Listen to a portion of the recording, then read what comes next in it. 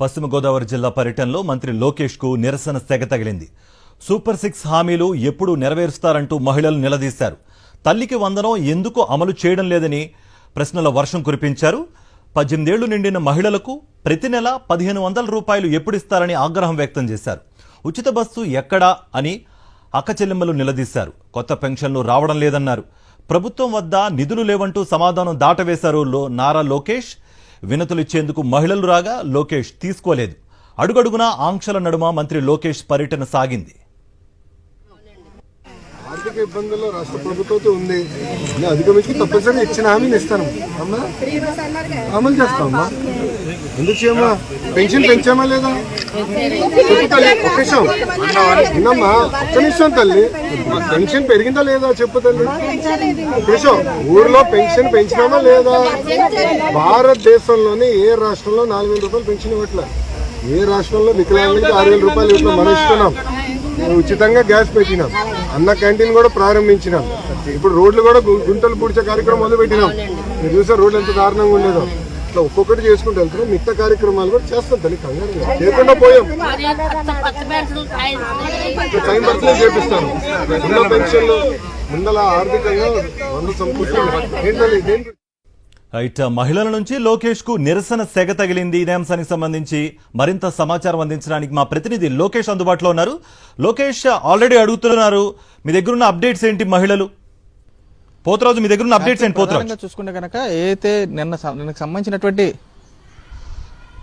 కార్తీక్ చూడవచ్చు, నిన్నకు సంబంధించి చూస్తే కనుక పశ్చిమ గోదావరి జిల్లా ఉండి నియోజకవర్గంలో కూడా ఏదైతే విద్యాశాఖ రేపు ఐటీకి సంబంధించినటువంటి మంత్రి నారా లోకేష్ పర్యటించారు. పర్యటనకు సంబంధించి కూడా అడుగడుగునా చూస్తే కనుక ఆంక్షల నడుమ పర్యటన సాగింది. చూస్తే ప్రధానంగా ఈ పర్యటనకు సంబంధించి కూడా చూస్తే గతంలో ఇచ్చినటువంటి ఎన్నికల్లో ఇచ్చినటువంటి హామీలు ఏతనో సూపర్ 6 హామీలకు సంబంధించినటువంటి ఆచరణకు నోచుకోలేదనేది క్షేత్రస్థాయిలో కూడా తేటతలమని చెప్పొచ్చు.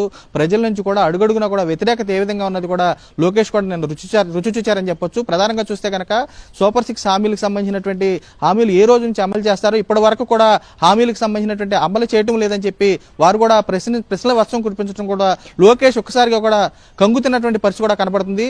ప్రధానంగా చూస్తే కనుక ఆడబిడ్డ శ్రీనిధికి సంబంధించినటువంటి పథకం ఏదైతే పెట్టారో ఈ 18 సంవత్సరాలు నిన్నటువంటి ప్రతి మహిళలు కూడా 1500 నెలకు ఇస్తాన్నారు. ఆ 1500 ఎక్కడా అని చెప్పి వారు కూడా అడిగారు. ఇంట్లో ఎంతమంది పిల్లలు ఉంటే అంతమంది పిల్లలకు కూడా 15,000 ఇస్తామని చెప్పి అన్నారు. పక్కనే మంత్రి పక్కనే ఏదైతే లోకేష్ పక్కనే కూడా మరో మంత్రి నిమ్మల రామానాయుడు ఉన్నారు. నిమ్మల రామానాయుడు కూడా గతంలో కూడా నీకు 15,000 అంటూ కూడా హడావిడి చేశారు. ఆ 15,000 ఎప్పుడు ఇస్తారంటూ కూడా మహిళలు నిలదీసినటువంటి పరిస్థితి కూడా కనపడుతుంది. రేపు చూస్తే ఉచిత బస్సు అన్నారు. ఇంతవరకు ఉచిత బస్సు కూడా అమలులో నోచుకోలేదని చెప్పి వారు కూడా ఆగ్రహం వ్యక్తం చేసిన పరిస్థితి కనపడుతుంది.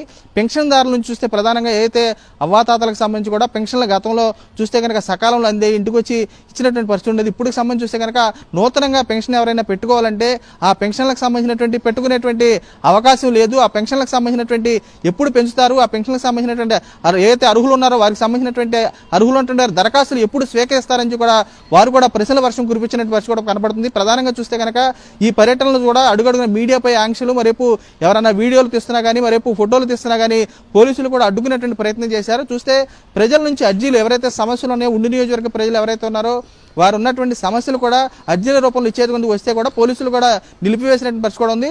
వాళ్ళైతే ప్రజలు కూడా అక్కడ ఉన్నటువంటి వారు కూడా లోకేష్ అంటూ కేకలేయడంతో కూడా మంత్రి గారు కేకలేయడంతో కూడా అక్కడికి రావడంతో వారు ఉన్నటువంటి సమస్యలు కూడా ఒక్కొక్కటిగా పూర్తి స్థాయిలో ఏదైతే పథకాలకు సంబంధించినటువంటి ఇస్తానటువంటి హామీలు కానీ మరేపు వారికి ఉన్నటువంటి సమస్యలు కూడా తెప్పుకునేటువంటి ప్రయత్నం చేశారు. కానీ ఆ అర్జీలు కూడా లోకేష్ కూడా తీసుకున్నటువంటి పరిస్థితి కూడా లేదు.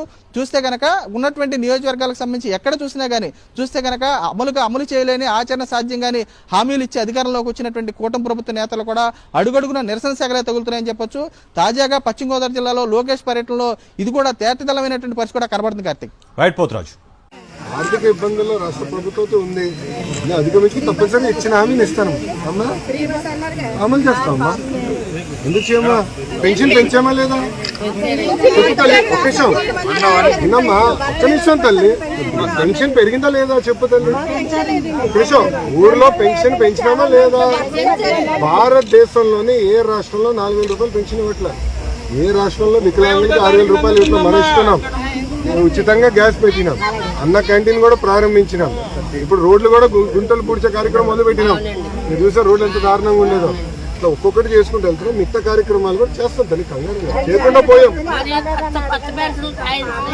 టైం పడుతుంది చేపిస్తాను. ఉన్న పెన్షన్లు